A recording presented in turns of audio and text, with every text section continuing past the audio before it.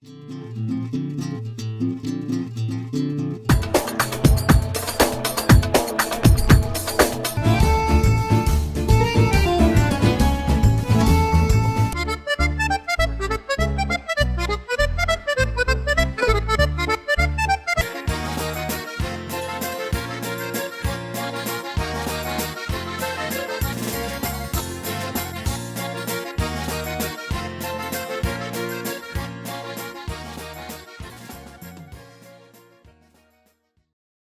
nome é Diego Antonelli, sou jornalista.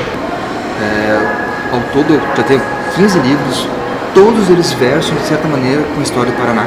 Ou falam da história do Paraná mesmo, de episódios paranaenses, ou de pessoas do estado do Paraná, ou de instituições, empresas que nasceram aqui no Paraná. Meu primeiro livro ele foi publicado em 2009, ele foi fruto do meu TCC, um trabalho de conclusão de curso. O livro se chama Em Domínio Russo, ele foi escrito em 2007. Daí eu escrevi ele no projeto do governo do estado na época, e ele foi aprovado no edital. Na época acho que tinha mais de 100 livros, e foram aprovados três obras. E ele conta sobre a história da imigração russa e russa-alemã na região dos Campos Gerais.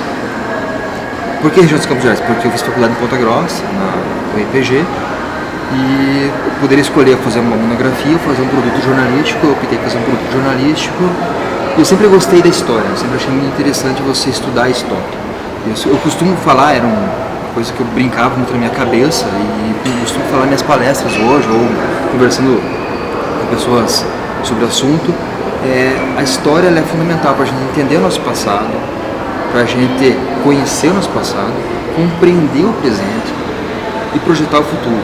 A história ela é um mecanismo que faz a gente entender a sociedade como ela é hoje e tentar pensar em melhorias para o futuro, talvez. Então ela é uma ferramenta fundamental para a gente ter mais consciência social, consciência econômica, consciência histórica, cultural, enfim, ela e aí eu comecei a trabalhar com essa parte de jornalismo histórico.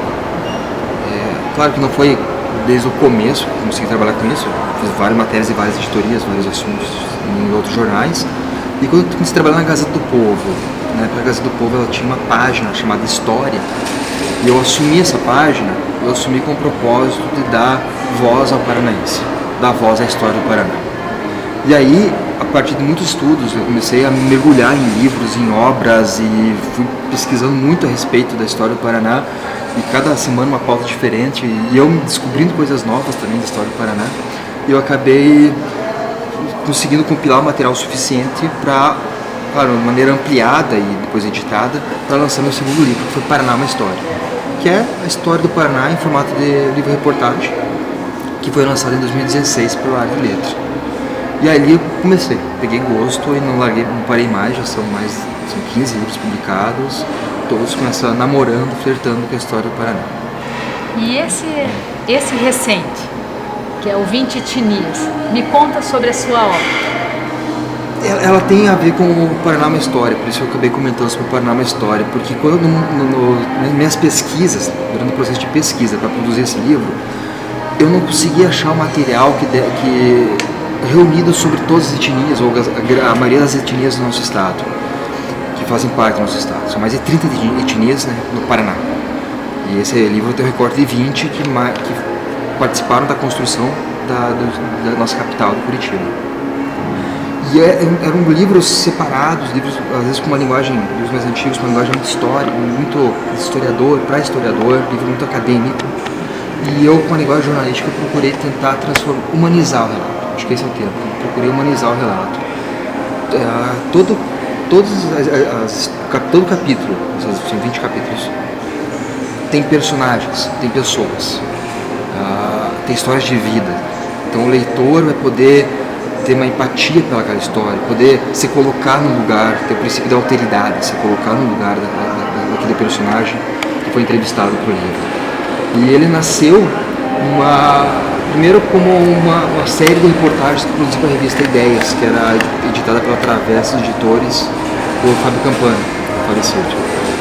E eu ampliei essas reportagens para poder apresentar no projeto de incentivo, para ser viabilizado num livro que tem justamente esse propósito de suprir uma lacuna bibliografia paranaense, bibliografia curitibana, da história local.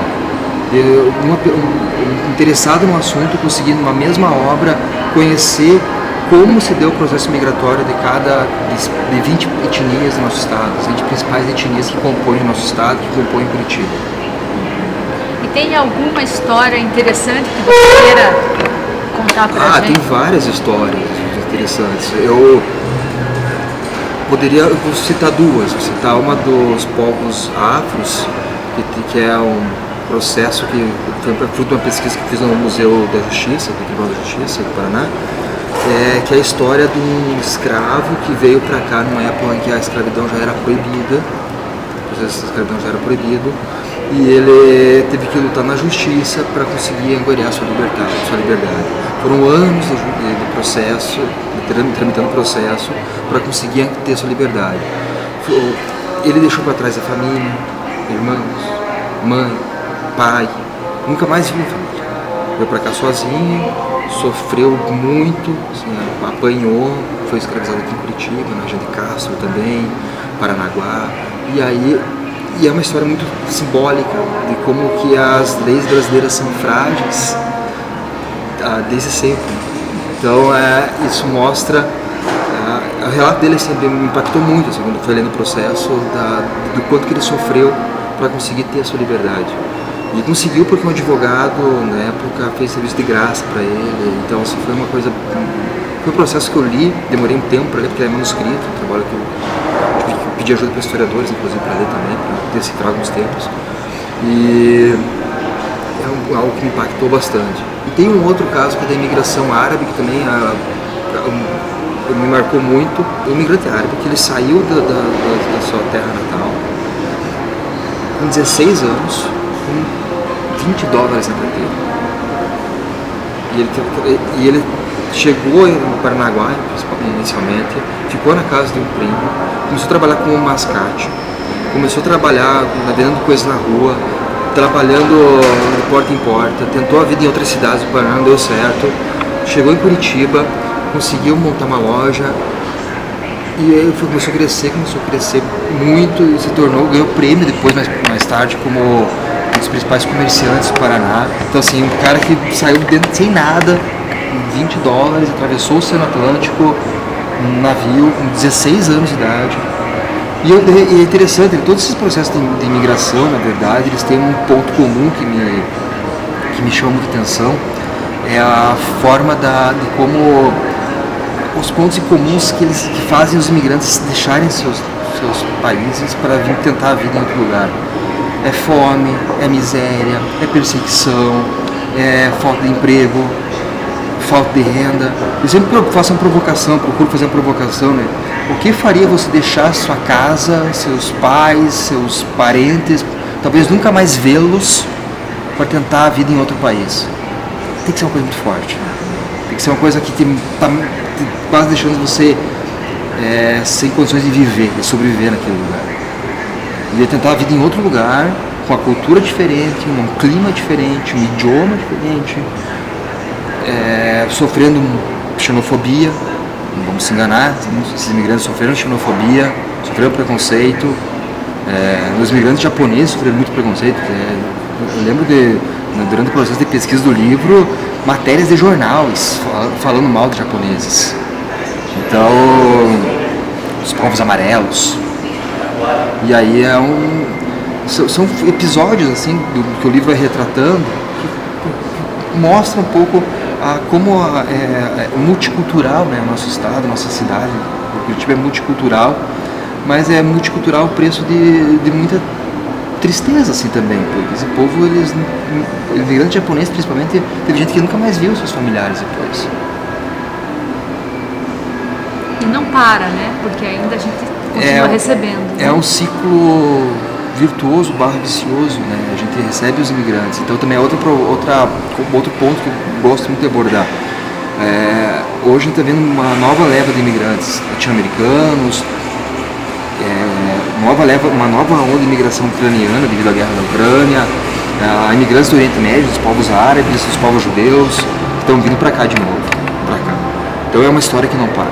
a história das guerras, a história das perseguições religiosas, perseguições étnicas, nos seus lugares de origem continua. E eles buscam aqui um refúgio. E esses imigrantes, os primeiros imigrantes lá atrás, do século XIX, início do século XX, eles moldaram a nossa cidade, eles ajudaram a construir a nossa cidade. Se for, a gente está falando de imigrantes, mas se for pegar os povos afros, eles realmente, literalmente construíram muita coisa. Na mão, com tecnologia africana, com tecnologia aplicada lá na África, eles construíram muitas obras aqui, fazendo edificações, de fato. E a gente deve muito a essas pessoas que passaram por aqui. E então cabe a gente jogar um pouco mais de consciência, um pouco mais de leitura, um pouco mais de conhecimento histórico, receber essas pessoas de braços abertos. Receber essas pessoas, acolhê-las, dar uma oportunidade a elas. Daqui 10, 20, 30, 40 anos, a gente vai ver que essa nova leva migratória também trouxe benefícios para cá. Seja benefício social, benefício cultural, benefício econômico. O Paraná é um xadrez étnico. Esse xadrez étnico vai continuar, vai persistir. Então eu acho que ela é quase um DNA do paranaense receber esses imigrantes. E Curitiba, por ser a capital, é onde o pessoal vem muito. Venezuelano, haitiano. Teve um haitiano que eu lembro que eu entrevistei, e ele veio pra cá com formação acadêmica. Ele teve que trabalhar de açougueiro, por exemplo. Ele teve que trabalhar com outras profissões que não eram da formação acadêmica dele, deixar de lado a vaidade para trabalhar para sobreviver.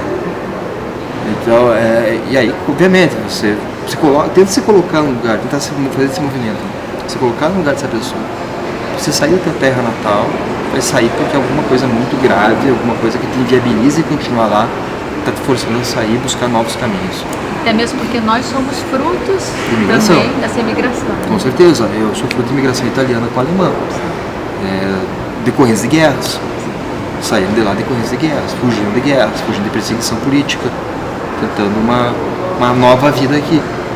E levanta a mão, né? Quem não é filho de imigrante ou descendente de alguém que veio de fora do brasileiro mesmo, né? Seja português, o livro também trata da imigração portuguesa, imigração espanhola, não só a parte de colonização, a parte de imigração mesmo, depois mais pra frente. Os indígenas, os povos nativos, também está retratado no livro. E eu acho que é importante aproveitar esse espaço para falar dos povos nativos também. A contribuição cultural que eles dão no presente mesmo, não no deram, dão no verbo presente para a nossa riqueza cultural, nossa riqueza étnica, e riqueza até de vocabulário, né, que faz parte da cultura, enfim.